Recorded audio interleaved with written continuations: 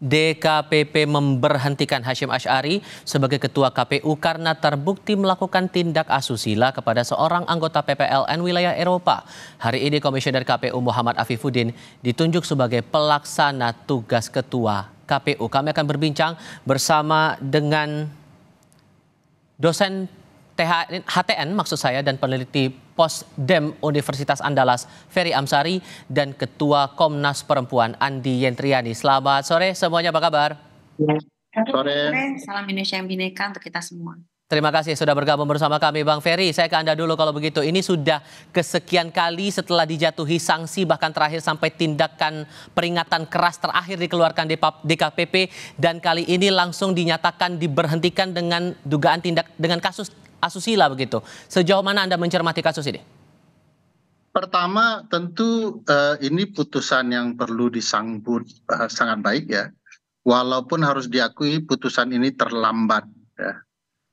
Kenapa terlambat? Karena peristiwa-peristiwa yang dilanggar sebelumnya juga punya motif yang kurang lebih sama bahayanya. Kasus yang berkaitan dengan pelecehan seksual ada di putusan Asnaini ya, wanita emas. Bahkan ada unsur gratifikasinya juga di sana. Ada unsur konflik kepentingan karena Asnaini adalah ketua partai Republik Satu.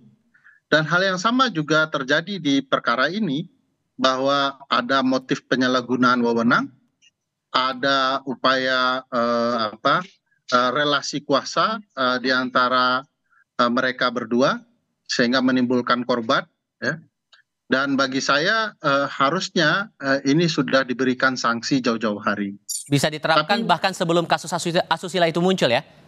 Iya, ya. Jadi ada kasus-kasus yang bisa kita lihat sebagai perbuatan yang sudah bisa memberhentikan Mas Hasyim.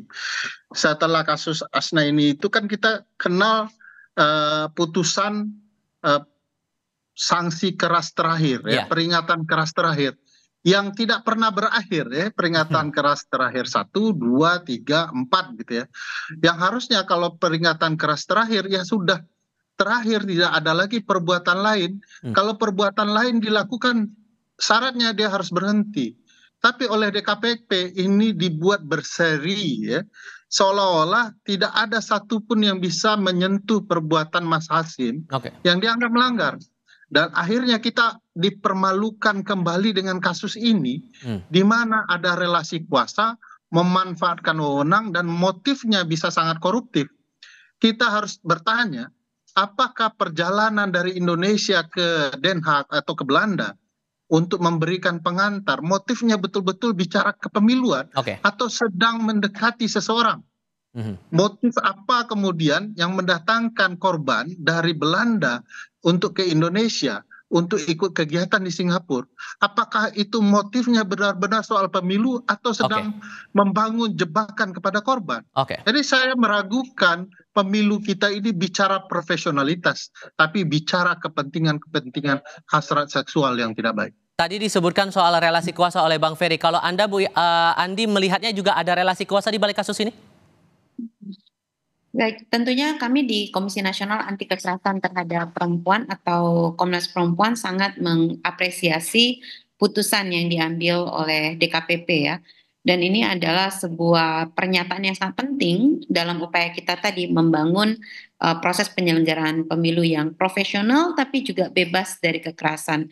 Apalagi ini bukan kasus pertama dan juga bukan satu-satunya kasus nih, karena juga masih ada kasus-kasus lain ya yang dipantau oleh Komnas Perempuan yang terjadi mirip-mirip lah polanya gitu. Ada relasi kuasa yang timpang, penyalahgunaan kekuasaan, dan juga berbagai ruang-ruang telikung karena kuasa yang timpang itu. Kita lihat misalnya dalam posisi sebagai ketua tentunya ada banyak keleluasaan untuk mengambil kebijakan-kebijakan, dan juga ada hal-hal yang memang perlu dirahasiakan dalam posisi sebagai ketua sebuah lembaga gitu yang kemudian. Tapi kalau Anda melihat sanksinya itu dipecat dari posisinya dari jabatan, apakah itu cukup atau justru bisa dimasukkan ke ranah pidana menggunakan undang-undang TPKS itu? Kalau kita lihat itu sanksi tertinggi ya yang bisa diberikan oleh DKPP. Kalau di Komnas Perempuan kami juga sekali lagi selain apresiasi kami mendorong bahwa nanti di putusan-putusan lainnya juga ada terkait dengan pemulihan korban, dukungan untuk pemulihan korban itu. Mengenai akan diselenggarakannya proses hukum yang berbeda secara pidana tentunya kita harus bertanya lagi ya kepada korban apakah dia ingin memproses yang serupa itu. Oke, tapi juga ada hal yang menarik di sini bahwa korban ini berani datang langsung dalam proses pembacaan putusan DKPP itu tadi. Kalau dari cermatan Anda selama ini, hal apa yang membuat korban ini bisa berani menyampaikan laporan dan sampai mengikuti seluruh proses itu? Korban memang pernah mendatangi Komnas Perempuan untuk melaporkan kasusnya dan kami mengenali bahwa ia juga perlu menata keberanian ya dan dukungan dari banyak pihak gitu yang selama ini turut membangun kepercayaan dirinya bahwa apa yang dilakukan merupakan sebuah langkah yang tidak saja dimaksudkan untuk menyelesaikan kasusnya tetapi bisa menjadi sebuah preseden yang baik dalam upaya penghapusan kekerasan seksual. Dukungan-dukungan seperti ini yang sebetulnya selalu dibutuhkan oleh korban dalam posisi apapun di dalam kasus-kasus utamanya kasus kekerasan seksual dengan relasi timpang yang begitu besar. Oke, di balik kasus ini juga Bang Ferry kemarin Hasyim Asy'ari juga menyampaikan justru alhamdulillah begitu kepada publik setelah dijatuhi sanksi yang cukup berat begitu dipecat dari posisinya. Sejauh apa Anda merespon dari reaksi Hasyim saat tadi malam menyelenggarakan konvers? Ya, saya pikir reaksi Hasyim tidak lagi penting dalam ranah penegakan etik ya. Pelaku bisa saja bersikap apapun, tetapi sidang DKPP sudah bicara banyak hal, mengungkap banyak hal. Itu saja bagi saya sudah sangat penting dan sangat patut disyukuri. Saya sepakat bahwa kasus ini tidak sekedar di ruang etik saja, ya, tetapi juga akan ada aspek hukum administrasi negaranya, ada aspek tindak pidananya tidak hanya soal kekerasan seksual, tetapi juga ada tindak pidana soal gratifikasi, soal penyalahgunaan anggaran yang bukan tidak mungkin bisa berkembang. Kita bisa mengungkap kecurangan pemilu kita bukan saja dari berbagai peristiwa yang sudah diungkap sebelumnya, tapi juga bisa dari perkara-perkara seperti ini. Anggap perkara ini adalah trigger penting untuk mengungkap problematika penyelenggaraan pemilu kita.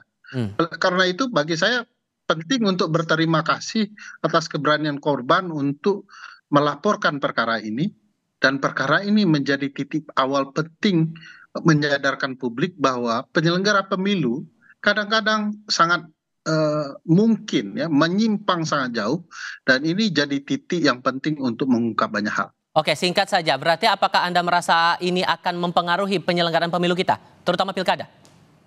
Ya, tunggu, ini perlu hati-hati direspon. Pertama, begini, proses penyelenggaraan pilkada itu sudah berjalan dengan prosedur tertentu. Titik sentral penyelenggaraan pemilu kepala daerah ada di KPUD, di KPU daerah. Tugas KPU RI hanya supervisi dan lain-lain ya untuk memastikan penyelenggaraan benar dan baik. Jadi kalau kita kaitkan akan mengganggu proses penyelenggaraan tentu tidak akan sejauh itu. Tapi marwah penyelenggara pasti terganggu. Marwah penyelenggara akan jauh lebih terganggu ketika kita mengetahui bukan tidak mungkin hal yang sama juga dilakukan dengan berbagai KPU daerah. Karena apa yang terjadi ini jauh sekali ya. Ini antara Jakarta dan Den Haag. Bagaimana dengan Jakarta dengan daerah yang lain? Apakah peristiwa semacam ini juga terjadi? Karena mungkin saja korban belum berani bicara. Itu dia. Terakhir untuk terakhir Bu Andi, Anda melihat kasus ini pelajaran apa yang perlu dipetik untuk bisa jangan sampai terjadi hal yang sama? Tapi betul yang disampaikan oleh Mas Ferry ini, karena kasus-kasus yang terjadi melibatkan penyelenggara pemilu itu tidak hanya di KPU pusat ya, tapi juga ada di daerah. Sekurang-kurangnya ada 2 kasus yang selain tadi kasus yang langsung terkait dengan ketua KPU, ada 2 kasus lainnya. Yang pertama di Manggarai Barat yang juga dilaporkan kepada Komnas Perempuan, dan saat ini ada satu lagi di Labuan Batu Selatan. Nah ini sesuatu yang memang sangat perlu ya kita cermati bersama, karena marwah penyelenggaraan pemilu ini dengan gratifikasi seksualnya, dengan tindakan-tindakan yang bertentangan dengan kode etik, tentunya akan membuat semakin banyak kecurigaan bahwa pemilu itu tidak diselenggarakan, termasuk pilkada serentak nanti tidak diselenggarakan dengan baik gitu. Nah, apa yang bisa dipelajari? Yang pertama, tentunya kami mendorong agar pihak KPU segera memperbaiki peraturannya. Ada peraturan-peraturan yang telah dicabut ya, yang misalnya dengan eksplisit menyatakan bahwa anggota KPU tidak boleh menikah dengan sesama penyelenggara KPU-nya, tidak menikah secara siri dan yang lainnya itu. Tapi juga memastikan adanya SOP untuk pencegahan dan penanganan kekerasan seksual di lingkungan penyelenggara pemilu, termasuk Bawaslu, KPU, dan juga DKPP. Pencegahan itu yang paling penting di sini. Bu Andi, mewakili Komnas Perempuan, terima kasih. Bang Ferry juga terima kasih sudah hadir dalam diskusi kami. Selamat sore semuanya.